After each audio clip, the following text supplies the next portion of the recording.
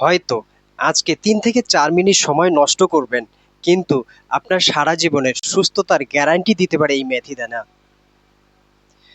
মেথি সম্বন্ধে বলা আছে, মানুষ যদি মেথি সম্বন্ধে জানতে পারত, তাহলে সোনা না কিনে ঘরে মেথি কিনে রাখতো। এত বড় কথা বলা আছে। তো আজকে মেথি দানা সম্বন্ধে আমি আলোচনা করছি।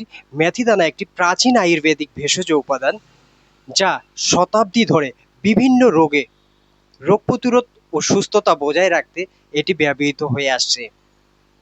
মেথি দানায় protein, fibre, iron, calcium, magnesium, potassium, zinc, vitamin A, C, কে,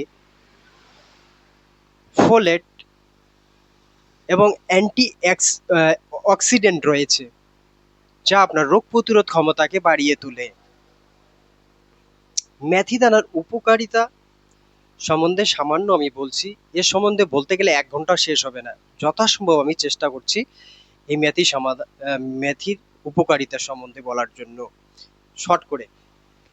তো হচ্ছে, হ্যালো এভরিওয়ান, আমি Mohsin Alam, Ayurvedic diet and nutrition diploma certify.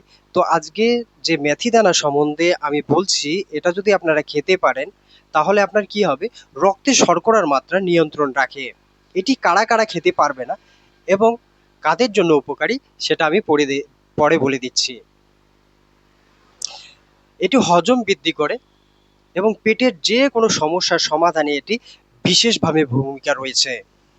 ওজন কমাতে এটি সাহায্য করে। কোলেস্ট্রল এবং ট্রাইগ্লিসারাইড যাদের বেশি আছে, সেটা কম করতে সাহায্য করে। হৃদরোগের ঝুঁকি কমায়। ত্বক ও চুলের জন্য এটি বিশেষ উপকারী।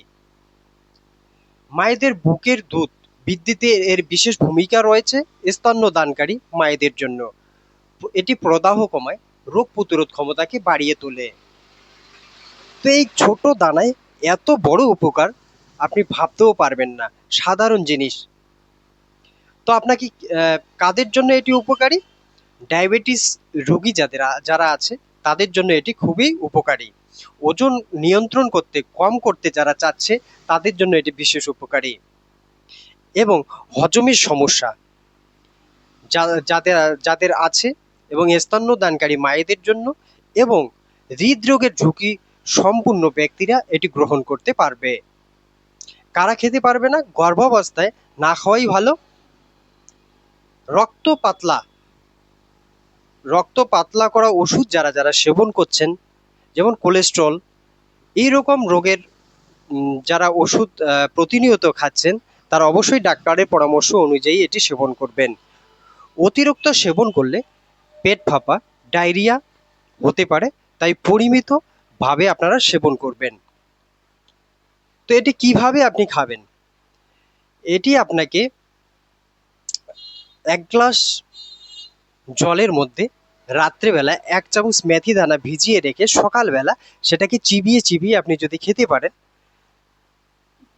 জল সহ আপনি সেটাকে চিবিয়ে চিবিয়ে খেতে পারেন। যদি কেউ খেতে না পারেন চিবিয়ে চিবিয়ে, তবে শুধু জলটা খেয়ে নেবেন। আর কিভাবে আপনি এটাকে খেতে পারেন?